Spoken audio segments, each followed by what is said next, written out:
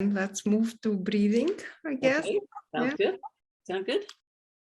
Yeah, so I'm glad to help, totally open, but tell me a little bit about what you want. Are you generally curious? Do you want to apply it to your situation? Like, where are you with that? Well, since I don't totally know what you do, but I definitely know that in my star chart, my life depends on prana. And I know that my life does so much better when I do things that have to do with the breath. And I have just felt like you've got a gift and I wanted to find out about it and then, get into it. So it's just for my own benefit. But my Mars and my chart absolutely shows this. Anyone from India who ever sees my chart, they say it depends on the prana body. So let me just then explain or introduce a little bit the method to you, and then you decide if it's something you want to do or not. Okay. So you mentioned prana. And that word, is often used in this culture. But actually, no one knows what prana is. And if you read books written by or teachings written by old pranayama masters, they would say that prana is something to do with breathing. It's not what we inhale, and it's not what we exhale. It's what's left after an exhale. So that's what's prana. I mean, of course, there are several types of prana, but in general, that's the definition. So then the big question is what's left? And what happened that in the 60s, actually, during the Cold War, Russian government spent millions and millions of dollars investigating breathing, because they wanted to use the discoveries regarding breathing in space programs. And the person who was in charge of this huge scientific and medical laboratory was Dr. Buteyko. And while doing his research and experiments, he was also seeing patients. And he developed a reputation for miraculous healing. Wow. And when he revealed his research, the results of his research, it was not well perceived, because in scientific terms, he was confirming what ancient yogis were saying. And not only, you also mentioned chi, another thing similar to prana, breath of life. So people were aware of it in many different cultures, but they called it by different names. And so Dr. Buteyko, he was a medical doctor and a scientist. Of course, he called it in a scientific way. He called it carbon dioxide, CO2. So we inhale mostly oxygen, we exhale mostly carbon dioxide, but still some CO2 is left in the lungs.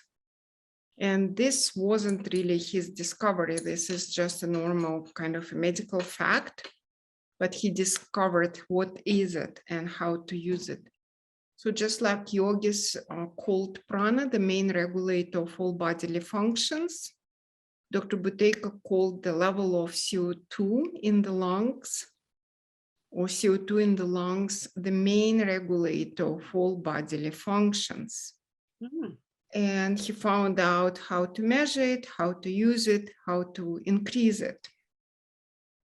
Sometimes I say that in this country, people sometimes act like they're blind, especially yoga teachers sometimes, because, sometimes people say, do this and it will increase your prana, or do this and it will increase your prana.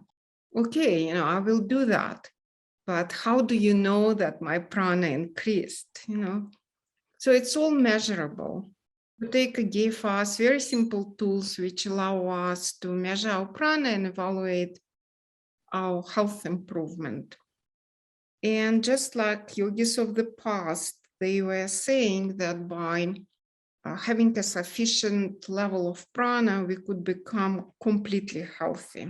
And at that time, they were not going into details saying, If you have a problem with your skin, then you need to increase your prana and your skin will improve.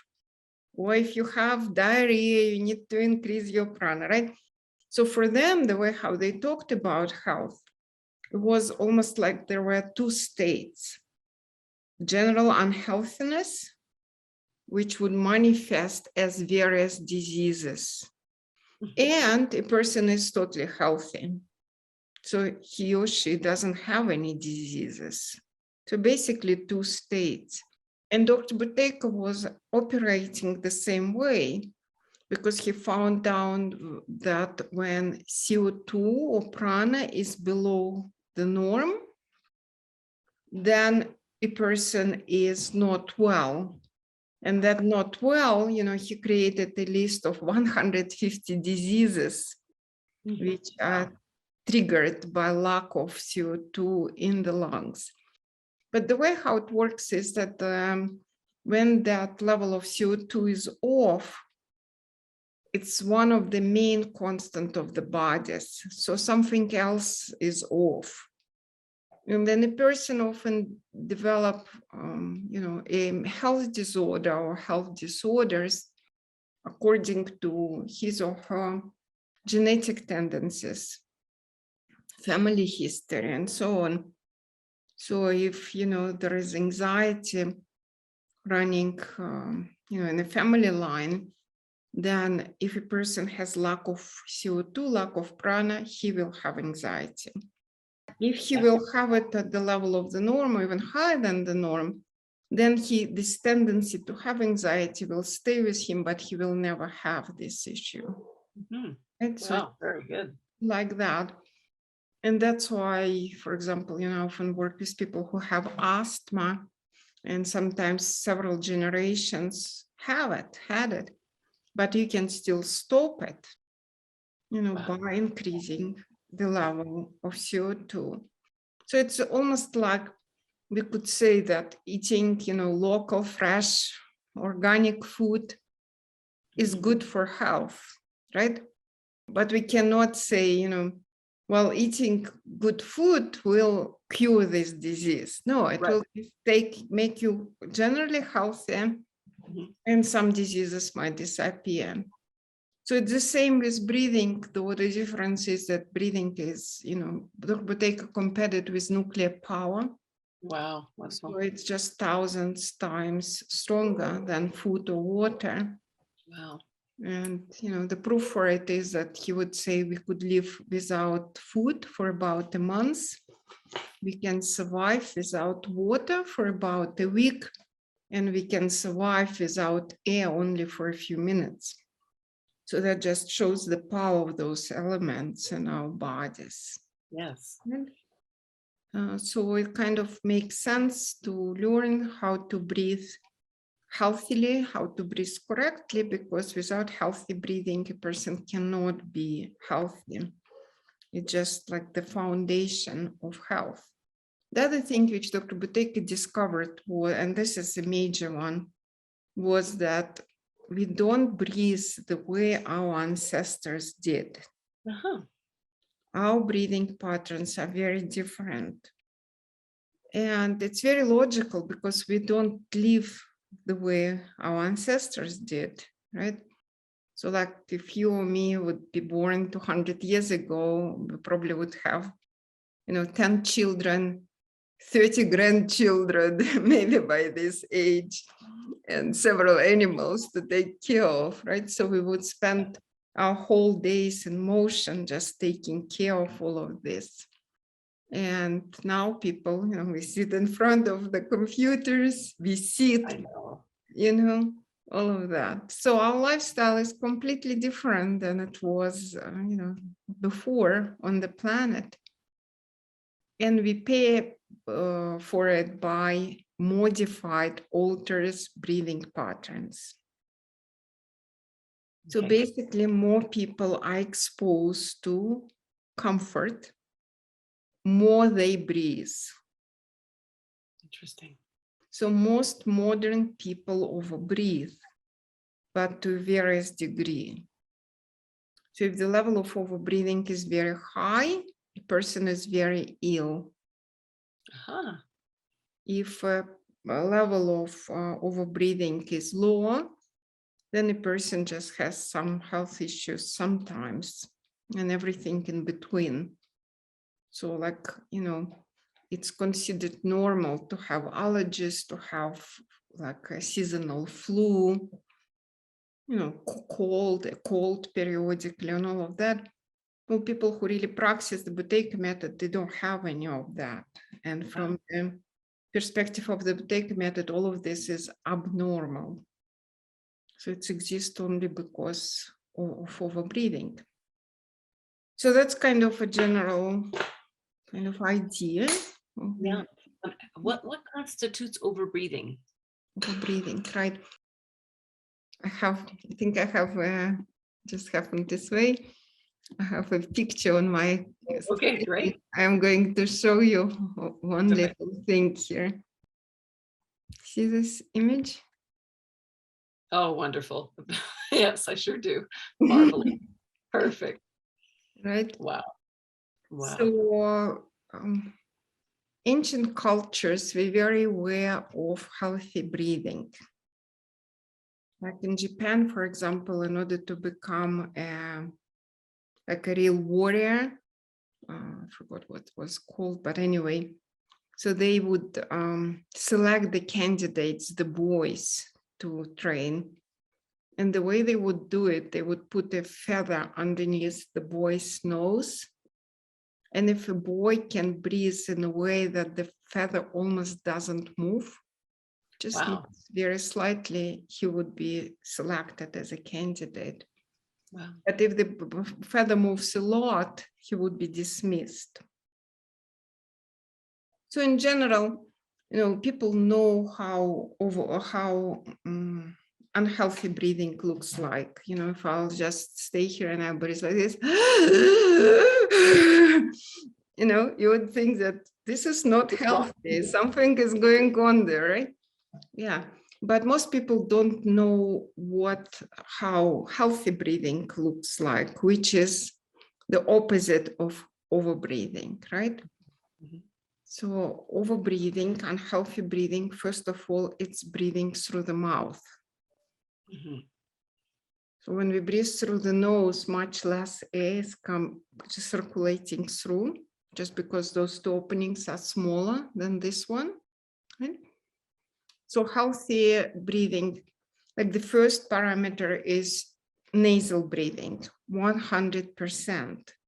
The nose just has so many functions. It's like, here it is. Dr. Buteyko said, breathe through your mouth as often as you eat through your nose. Wow. So the mouth is the organ which prepares food for our consumption. The nose is the organ which prepares the air for our consumption. It changes the temperature of the air, it disinfects air. It also kills the viruses. So that's why people who breathe through the nose all the time, they don't have COVID and they don't have, you know, seasonal flu and all of that. Mm-hmm. So it just really prepares the air. But because breathing is very, very important, we are given the second option, like a survival option, is to breathe through the mouth. And it's totally fine to use this option when we need to run away from a predator, save our life. Because at that moment, the body perceives it. Like if a person breathes through the mouth, the body perceives it as extreme level of stress, like a war type of situation. It makes all its resources available to a person. Because at that moment, the survival is the goal. Everything else could be taken care of later. Mm-hmm. Right? So in general, when we breathe through the nose, we send the signal to the body that everything is fine. When we breathe through the mouth, we send the signal to the body that it's a stressful situation. So the first thing is breathing through the nose. That means when person is asleep, when we exercise, also inhaling through the nose while talking. So it's like all the time, basically 24/7. Then breathing is supposed to be quiet or silent. So if, you know, if I'm breathing through the nose, but I'm breathing like this, no, I'm still hyperventilating, over breathing. And then breathing is supposed to be invisible. So eventually, like if you're standing in front of a mirror and your torso is completely naked, then nothing in your body should be indicating that you are breathing. Wow. So you know that many people, like especially elderly people, they breathe like,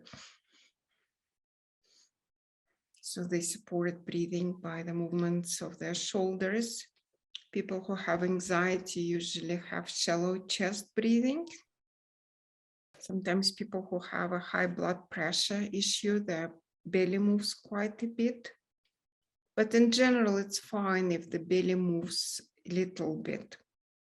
But eventually nothing should be moving because of breathing. And if you look at, you know, an athlete who is probably 30 years old and he's prime time and completely healthy, this person would just naturally have this type of breathing. Yeah. Amazing. Amazing. Wow. Very informative.